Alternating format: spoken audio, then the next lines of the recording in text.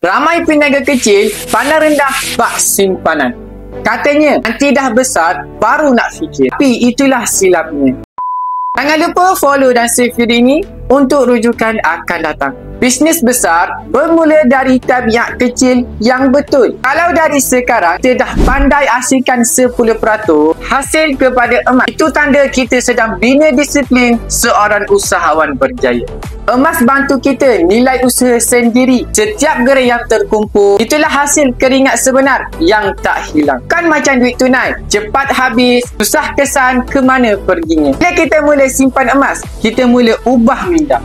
Dari fikir nak jual banyak kepada nak simpan banyak. Pesan mentor saya, Tuan Muhammad Zulkifli Syafi'i, bisnes boleh bagi pendapatan, tapi emas bagi ketenangan dan kebebasan. Okey, baik tuan-tuan, yang mana berminat untuk simpan emas di Public Gold, boleh sahaja klik link di bio saya. Saya akan bantu anda sebaik mungkin. Ingat, perkongsian santai tapi sampai. Jumpa anda di next video.